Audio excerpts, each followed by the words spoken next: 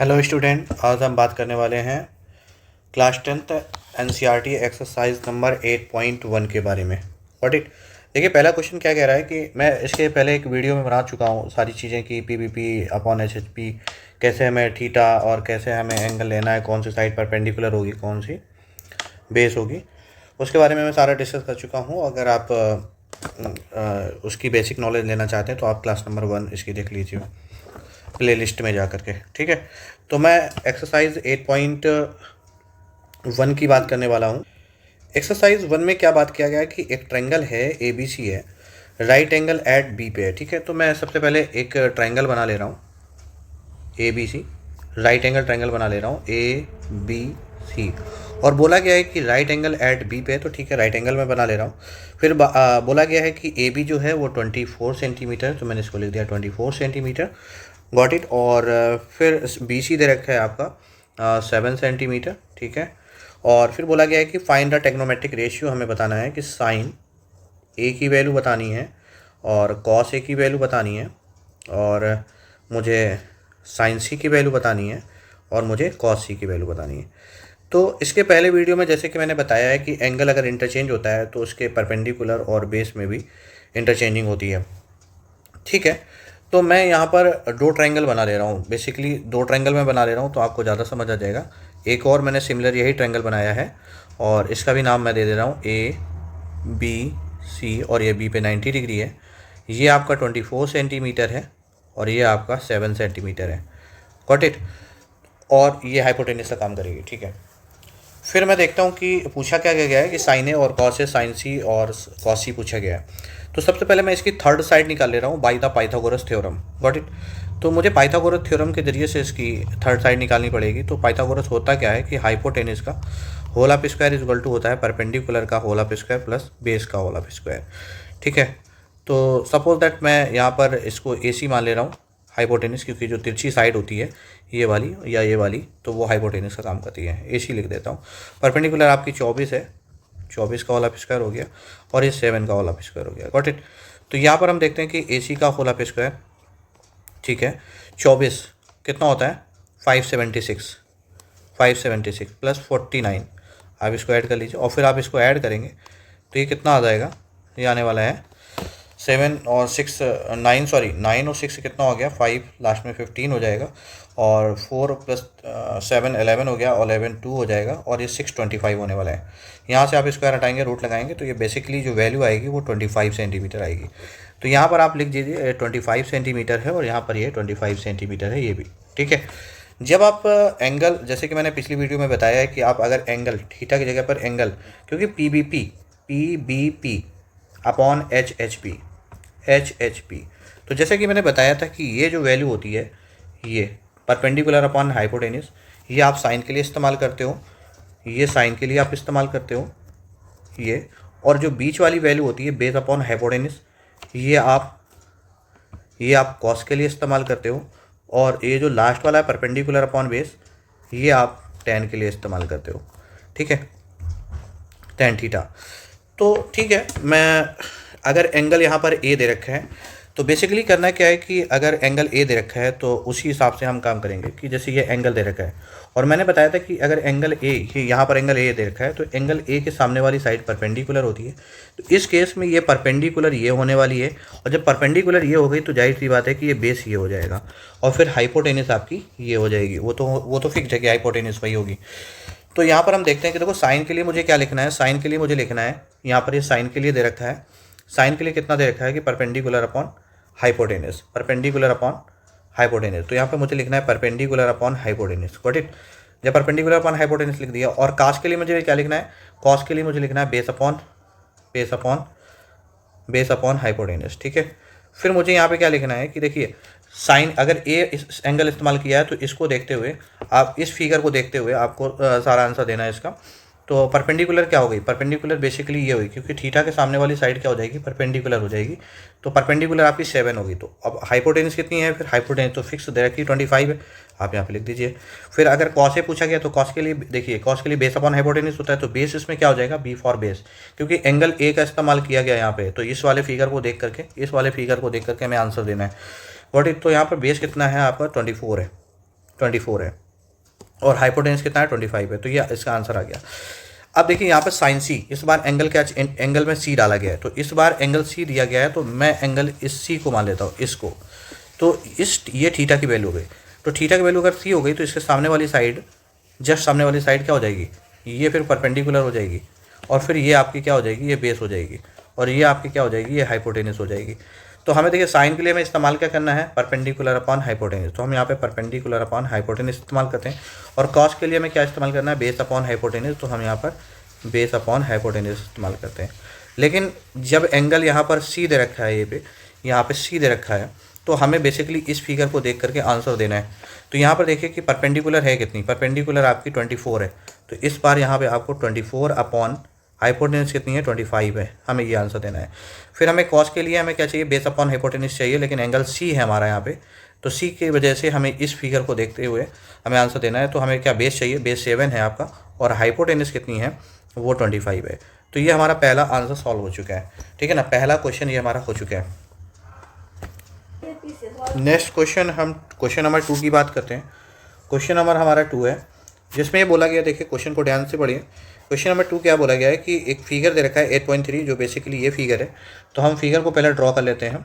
जो फिगर मेरे पास दे रखा है राइट एंगल ट्रायंगल है, और यहाँ पर एंगल P बोला गया है, और यहाँ पर Q बोला गया है, और यहाँ पर आपका एंगल R बोला गया है, ठीक है, और यहाँ पर 90 डिग्री बोला गया है। अब ये कह रहा है कि ये 12 सेंटीमीटर है, ये 12 सेंटीमीटर है, और ये आपकी जो है वो 13 सेंटीमीटर है हाइपोटेनस, ठीक है। फिर हमसे क्वेश्चन में पूछा गया है कि आप वैल्यू बताइए tan P minus cot R की, ठीक है, कॉट R की, ठीक है। तो इसके लिए भी मैं दो फिगर बना लेता हूँ। बेसिकली दो फिगर बनाने से ये होगा कि आपको इजीली समझ आ जाएगा। सेम फिगर ही मैं कॉपी कर रहा हूँ, PQR, और यहाँ पे हम 90 डिग्री लिखेंगे, और ये हमारी 12 सेंटीमीटर है, ये हमारी 12 सेंटीमीटर है, और ये हमारी 13 सेंटीमीटर है। Got it. तो देखिए एक जो पाइथागोरस थ्योरम का जो एक शॉर्टकट होता है वो ये होता है कि अगर आपको हाइपोटेनस दे रखा है और इनमें से कोई एक साइड दे रखी है, या तो परपेंडिकुलर या तो बेस, अगर आपको ये साइड निकालनी है तो आपको क्या करना है, एक रूट लगाना है, रूट लगाना है 13 प्लस हाइपोटेनस में पहले आपको 12 ऐड कर देना है, ठीक है, देन आपको 13 माइनस 12 कर देना है, एक बार सब्ट्रैक्ट कर देना है सेम वैल्यू, ठीक है ना। तो यहाँ पर क्या हो गया, 13 प्लस 12 कितना हो जाएगा, ये 25 हो जाने वाला है, और इसको आप माइनस करोगे तो ये 1 आने वाला है। तो आपकी वैल्यू कितनी आई, 25 आई, और 25 किसका परफेक्ट स्क्वायर होता है, 5 का। तो बेसिकली जो क्यू आर जो है क्यू आर वो 5 आ गया है। तो जब ये 5 आ गया तो फिर यहाँ पर भी हम 5 ही लिखेंगे, क्योंकि सेम फिगर है, बस मुझे एंगल का थोड़ा सा इंटरचेंज की वजह से मुझे ये चीज़ लेनी है। अब जैसे 10P, अब मैंने PVP के लिए, PVP के हिसाब से मैंने आपको बताया था कि परपेंडिकुलर PBP, यहाँ पे साइड में बता दे रहा हूँ, PVP अपॉन HHB। तो ये वाली जो वैल्यू होती है आप इसको साइन के लिए इस्तेमाल करते हो, साइन के लिए, ठीक है ना। बीच वाली वैल्यू आप कॉस के लिए इस्तेमाल करते हो, कॉस के लिए, और लास्ट वाली परपेंडिकुलर अपॉन बेस ये आप tan के लिए इस्तेमाल करते हो। तो देखो हमारा tan ही दे रखा है, तो tan के लिए हमें क्या लिखना है, सिंपली हम ही दे रखा है, तो tan के लिए हमें क्या लगाने वाले हैं, परपेंडिकुलर अपॉन, देखिए tan के लिए क्या है, परपेंडिकुलर अपॉन बेस है, तो हम यहाँ पे परपेंडिकुलर अपॉन बेस लिख देंगे, माइनस लगाएंगे। कॉट के लिए क्या लिखते हैं, कॉट के लिए इसी का उल्टा लिखते हैं, बेस अपॉन परपेंडिकुलर लिखते हैं। Got it. तो यहाँ पर अब ये वैल्यू लिख दी मैंने। अब देखिए यहाँ पर एंगल P दे रखा है, तो इस P को देखते हुए हमें, देखो P हमने क्या माना था, P ये एंगल माना था ना, तो P के सामने वाली साइड ये परपेंडिकुलर होती है, मैं पहले ही बता चुका हूँ। तो एंगल P ले लिया, तो हमें चाहिए क्या, परपेंडिकुलर चाहिए, तो जब ये परपेंडिकुलर हो गई तो यहाँ पर मैं 5 लिख दे रहा हूँ, फिर ठीक है।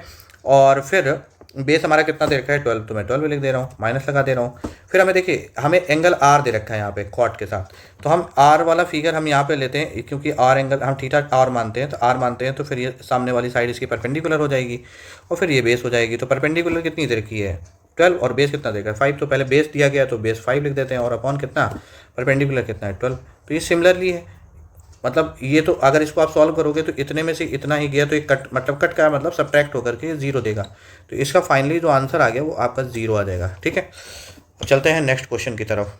नेक्स्ट क्वेश्चन में क्वेश्चन नंबर 3 है, जिसमें कहा गया है कि साइन ए की वैल्यू जो है, साइन ए की वैल्यू कितनी है, 3/4 दे रखी है, ठीक है, 3/4। तो बोल रहा है कि इस क्वेश्चन कह रहा है कि कॉस ए और tan ए की वैल्यू आपको बतानी है, किसकी, कॉस ए और tan ए की वैल्यू बतानी है, ठीक है। तो मैं चलता हूँ, ठीक है। अब जैसे कि मैंने आपको बताया था कि जो perpendicular P B P upon H B, हर क्वेश्चन में बता रहा हूँ आपको, तो इस चीज़ को ध्यान पे रखिए। तो ये जो वैल्यू होती है ये साइन के लिए होती है, ये साइन के लिए होती है, और साइन इसको उलट दोगे तो इसका कॉसेक के लिए भी होती है। ये किसके लिए होती है, ये बीच वाली वैल्यू जो होती है वो कॉस के लिए होती है। किसके लिए होती है, कॉस के लिए। और ये लास्ट वाली वैल्यू किसके लिए होती है, टेन के लिए होती है। ये वैल्यू टेन के लिए होती है। अगर आप उसे उलट दोगे तो इसका उल्टा कॉट होता है ना, तो वो कॉट के लिए ले सकते हो। तो जैसे ये साइन ए की वैल्यू दे रखी है, तो मैं इसके सामने जो वैल्यू ये रेशियो दे रखा है, तो इसके साइन के लिए परपेंडिकुलर अपॉन हाइपोटेन्यूज होता है। तो मैं यहाँ पे पी अपॉन साइन के साथ क्या लिख सकता हूँ, परपेंडिकुलर अपॉन हाइपोटेन्यूज। इसका मतलब ये जो वैल्यू है वो परपेंडिकुलर को इशारा कर रही है और ये जो वैल्यू है वो हाइपोटेन्यूज को इशारा कर रही है। तो मैं एक ट्रायंगल ड्रॉ कर लेता हूँ, एक राइट एंगल ट्रायंगल ड्रॉ कर लेता हूँ। और इस राइट एंगल ट्रायंगल में मैं सपोज दैट यहाँ पर 90 डिग्री दे रहा हूँ, और मैं एंगल सपोज दैट यहाँ पर ए एंगल दे रहा हूँ, ठीक है, क्योंकि एंगल के सामने वाली साइड ही क्या होती है, परपेंडिकुलर होती है। तो यहाँ पर परपेंडिकुलर कितना दे रखा है, 3 दे रखा है, तो मैं इसको 3 मान लेता हूँ। हाइपोटेन्यूज कितनी दे रखी है, 4 दे रखी है, तो मैं 4 दे देता हूँ, क्योंकि तिरछी साइड हाइपोटेन्यूज होती है। और मैंने बताया था कि अगर आपको हाइपोटेन्यूज दे रखी है और पर एक परपेंडिकुलर या बेस में कोई एक साइड दे रखी है, तो अगर आपको ये साइड निकालनी है तो आपको सिंपली क्या करना है, विदाउट पाइथागोरस थ्योरम आपको 4 + 3 करना है। एक बार आपको 4 के साथ ऐड करना है इस साइड को, और एक बार 4 - 3 करना है। Got it. तो अगर आप इसको निकालेंगे तो 4 + 3 कितना हो जाता है, 7 हो जाता है। और इसको अगर माइनस करेंगे तो ये 1 आ जाता है, तो ये कितना आ गया, √7 आ गया। Got it. तो ये वैल्यू जो आ गई है वो √7 आ गई। तो इसका मतलब ये जो वैल्यू है वो √7 है। कितनी है, √7। ठीक है। अब मुझे निकालना है कॉस ए। देखिए कॉस के लिए क्या होता है, मैंने कॉस के लिए बताया कि बेस अपॉन हाइपोटेन्यूज होता है, तो मैं इसके सामने सिंपली बेस अपॉन हाइपोटेन्यूज लिख दे रहा हूँ। ठीक है। अब इस फिगर देखो, एंगल ए हमारा लिया गया है, तो ए के हिसाब से अगर देखेंगे तो परपेंडिकुलर क्या है, एंगल ए के सामने वाली साइड क्या होती है, परपेंडिकुलर होती है सिंपली। तो इसको मैं परपेंडिकुलर होती है, तो ये बेस कितना हो गया, ये आपकी ये बेस हो गई। तो मैं यहाँ पे लिख दे रहा हूँ ये परपेंडिकुलर हो गई, और ये आपका हाइपोटेन्यूज हो गया, और ये आपकी ये नीचे वाली जो साइड हो गई वो बेस हो गई, √7 जो निकाली है। तो आप यहाँ पे मैं लिख सकता हूँ √7 अपॉन हाइपोटेन्यूज कितनी है, 4 है, तो मैं √7/4 लिख सकता हूँ। अब मुझे tan a की वैल्यू चाहिए, तो tan के लिए मैंने क्या बताया कि परपेंडिकुलर अपॉन बेस होता है, तो परपेंडिकुलर अपॉन बेस लिख दे रहा हूँ।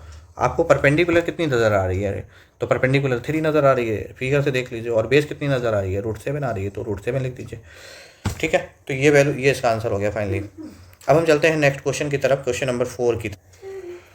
नेक्स्ट क्वेश्चन है, क्वेश्चन नंबर 4 दिया हुआ है कि 15 cot A is equal to है 8। तो फिर हमें वैल्यू किसकी बतानी है, कह रहे हैं कि वैल्यू बता दीजिए आप साइन ए की और सेक ए की।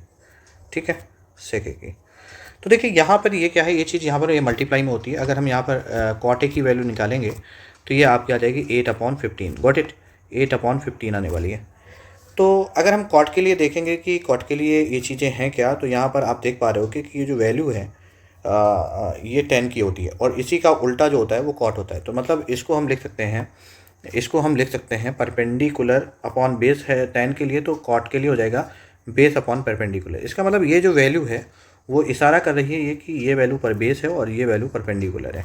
तो मैं इसके लिए एक ट्रायंगल बना लेता हूँ, राइट एंगल ट्रायंगल ले लेता हूँ, राइट एंगल ट्रायंगल। ठीक है। तो हमारा यहाँ पर एंगल क्या दे रखा है, एंगल ए दे रखा है, तो मैं एंगल ए यहाँ पर इसको करता हूँ एंगल ए। फिर अब हम जानते हैं कि एंगल के जस्ट सामने वाली साइड क्या होती है, परपेंडिकुलर होती है। ठीक है। तो ये साइड परपेंडिकुलर होगी, तो परपेंडिकुलर हमारा दिया कितना है, 15 है। तो मैं इसको लिख देता हूँ कि ये पी की वैल्यू है परपेंडिकुलर की। ठीक है। 15 सेंटीमीटर जो भी है, कुछ भी यूनिट, क्योंकि यहाँ पे सेंटीमीटर अगर कुछ यूनिट नहीं दे रखा है तो हमें यूनिट ही लेके चलना पड़ेगा। ठीक है। और बेस हमारा कितना है, 8। तो जाहिर सी बात है कि जब वो परपेंडिकुलर हो गया तो ये बेस हो गया, क्योंकि तिरछी लाइन जो होती है वो हाइपोटेन्यूज होती है, और मुझे यही हाइपोटेन्यूज निकालनी है। तो अगर जब हाइपोटेन्यूज निकालना होता है तो सिंपली क्या करना होता है, जो परपेंडिकुलर और बेस दिए होते हैं उसका स्क्वायर करके ऐड कर लेते हैं। तो जैसे यहाँ पे 15 का स्क्वायर हम कर लेंगे और +8 का स्क्वायर करेंगे। Got it. तो 15 का स्क्वायर कितना होता है, 225 होता है, 225 + 8 का स्क्वायर कितना होता है, 64 होता है। अगर आप इसे सिंपली ऐड करोगे तो कितना आ जाएगा, 549 हो जाएगा, और 628 आ जाएगा, और ये 289 हो जाएगा। और 289 किसका कंप्लीट स्क्वायर होता है, ये 17 का होता है। Got it. तो इसका मतलब जो हाइपोटेन्यूज आपकी जो वैल्यू आ चुकी है वो आपकी 17 आ चुकी है। ये चीज़, ये हाइपोटेन्यूज आपकी 17 आ चुकी है। अब देखिए एंगल यहाँ पे क्या दिया गया है कि साइन ए की वैल्यू बतानी है। देखो साइन के लिए होता है क्या, यहाँ पे मैंने जैसे कि बताया कि साइन के लिए जो वैल्यू होती है ये होती है साइन परपेंडिकुलर अपॉन हाइपोटेन्यूज। तो यहाँ पर जो वैल्यू हम लिखेंगे वो परपेंडिकुलर अपॉन हाइपोटेन्यूज लिखेंगे। Got it. और यहाँ पर सेक के लिए क्या होता है, ये जो कॉस है, ये बीच में कॉस की वैल्यू होती है, तो कॉस का उल्टा सेक होता है, तो इसकी हम वैल्यू लिखेंगे हाइपोटेनिस अपॉन परपेंडिकुलर, क्योंकि कॉस का उल्टा लिखेंगे ना, hypotenuse upon perpendicular. Got it. तो 1 मिनट, हाँ ये मैं मार्कर चेंज कर दिया, ओके। तो यहाँ पर हम लिखेंगे साइन के लिए क्या लिखेंगे, हाइपोटेनिस अपॉन परपेंडिकुलर लिखेंगे, और यहाँ पर हम सेक के लिए क्या लिखेंगे, हाइपोटेनिस अपॉन बेस लिखेंगे। अब इस फिगर से आप देखिए कि इस फिगर से देखिए कि हमें क्या क्या वैल्यू मिलने वाली है। तो जब एंगल ये दे रखा है ए, ठीक है, तो हाइपोटेनिस इसमें कौन सी है, 17 है, तो यहाँ पे मैं 17 लिख दे रहा हूँ। परपेंडिकुलर कितनी है मेरी, 15 है, 15 लिख दे रहा हूँ सिंपली। और फिर इसके लिए क्या सेक के लिए वैल्यू चाहिए थी ना, तो ये कॉस का उल्टा होता है, तो फिर यहाँ से वैल्यू जो कॉस की उल्टी होती है, तो यहाँ पर हम वैल्यू ले लेते हैं। हाइपोटेनिस कितनी है, 17 है, और बेस कितना है मेरा, बेस हमारा 8 है, तो ये बस इसके फाइनली आंसर हो जाते हैं। ठीक है, अब हम चलते हैं नेक्स्ट क्वेश्चन 5 नंबर की तरफ। नेक्स्ट क्वेश्चन है मेरा क्वेश्चन नंबर 5। क्वेश्चन नंबर 5 में क्या दे रखा है कि सेक की वैल्यू दे रखी है, सेक थीटा, इस बार एंगल की जगह पे थीटा दे रखा है, और यहाँ पे वैल्यू दे रखी है 13/12। ओके, तो जैसे कि हम PVP अपॉन HHP के जरिए से जानते हैं कि जो वैल्यू होती है, ये बीच वाली जो वैल्यू होती है वो कॉस की होती है, और कॉस का अपोजिट होता है सेक, तो इसके लिए हम लिख सकते हैं H upon B, base, hypotenuse upon base. तो यहाँ से ये जो वैल्यू है वो इशारा कर रही है कि ये हाइपोटेनिस है, और ये इशारा कर रही है कि ये बेस है। तो मैं इसके लिए एक ट्रायंगल बना लेता हूँ, राइट एंगल ट्रायंगल। ये राइट एंगल ट्रायंगल है, और यहाँ पर मैं 90 डिग्री दे देता हूँ, और सपोज दैट यहाँ पर मैं एंगल थीटा दे देता हूँ। तो यू नो दैट, आप जानते हो कि थीटा के जस्ट सामने वाली साइड परपेंडिकुलर होती है, तो यहाँ पर, और तो फिर जब ये परपेंडिकुलर हो गई तो जाहिर सी बात है कि ये वाली साइड बेस हो जाएगी, और ये वाली हाइपोटेनिस ही होती है। तो डेटा आपको गिवन है, आप डेटा उस हिसाब से लिख सकते हो।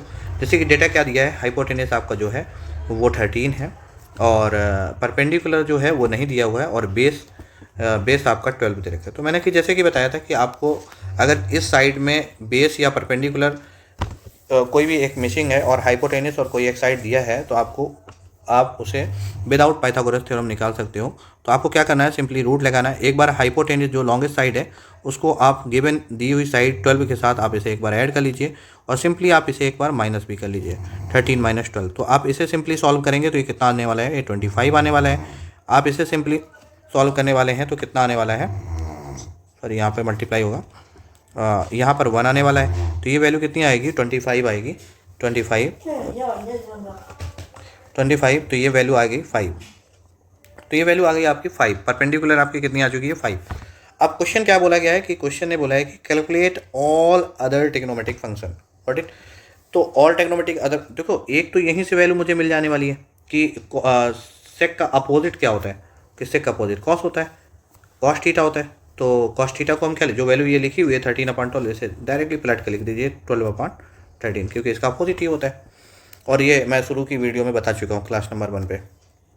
फिर आपको चाहिए साइन थीटा की वैल्यू, साइन थीटा, और साइन थीटा का अपोजिट होता है कॉसेक थीटा, ठीक है, कॉसेक थीटा। फिर आपको निकालना है टेन थीटा, ठीक है, टेन थीटा, और टेन थीटा का अपोजिट होता है कॉट थीटा। तो अब यहाँ पर साइन के लिए देखिए होता क्या है, साइन के लिए क्या होता है, परपेंडिकुलर अपॉन हाइपोटेनिस। क्या होता है, परपेंडिकुलर अपॉन हाइपोटेनिस। तो कॉसेक इसका उल्टा होता है, तो हाइपोटेनिस अपॉन परपेंडिकुलर ही हो जाएगा। टेन के लिए क्या होता है, टेन के लिए बेस, परपेंडिकुलर अपॉन बेस होता है। फिर कॉट के लिए क्या हो जाएगा, जब इसका उल्टा होता है तो बेस अपॉन परपेंडिकुलर लिख सकते हो। तो आप इधर वैल्यू लिखिए, बस आप फिगर को देख करके आपको वैल्यू लिखना है सिंपली। तो आप क्या क्या वैल्यू लिख सकते हो, यहाँ पे देखिए कि परपेंडिकुलर कितना दे रखा है, परपेंडिकुलर आपका 5 है, फिगर से देखिए, और हाइपोटेनिस कितना है, H13 है, ठीक है। आप इसे आप चाहो तो विदाउट देखे भी लिख सकते हो, क्योंकि इसे उलट करके ही लिखना है 13/5, क्योंकि साइन का उल्टा होता है। टेन की वैल्यू देखो, परपेंडिकुलर कितना दे रखा है, 5 दे रखा है, और बेस कितना दे रखा है, 12 दे रखा है। तो जब पता है कि इसी वैल्यू का उल्टा कॉट होता है, तो आप इसे 12/5 भी लिख सकते हो, ठीक है। तो ये इसका फाइनली आंसर हो गया। देखिए 6 के 6 आपके ट्रिग्नोमेट्रिक जो फंक्शन थे वो निकल आ चुके हैं। एक तो पहला आपका ये दिया था, दूसरा आपने इसी से निकाली अपोजिट, तीसरा आपका ये हो गया, चौथा ये हो गया, पाँचवा ये हो गया, और छठवां ये हो गया। तो 6 जो ट्रिग्नोमेट्रिक फंक्शन होते हैं या ट्रिग्नोमेट्रिक रेशियोज होते हैं वो आप यहाँ पे निकाल चुके हो, ठीक है। तो स्टूडेंट्स अब हम आगे बात करेंगे 6 number question, 7 number question, 8 number question next class में, और वीडियो को यहीं पे हम द एंड करेंगे, क्योंकि वीडियो 26 मिनट का ऑलरेडी हो चुका है। और इसी तरीके से हम NCERT सॉल्व कराने वाले हैं। तो चैनल को सब्सक्राइब कर लीजिए और बेल आइकन ज़रूर दबा लीजिए, और हम मिलते हैं नेक्स्ट वीडियो के साथ, इसी के पार्ट नंबर 2 पे। ठीक है, थैंक यू।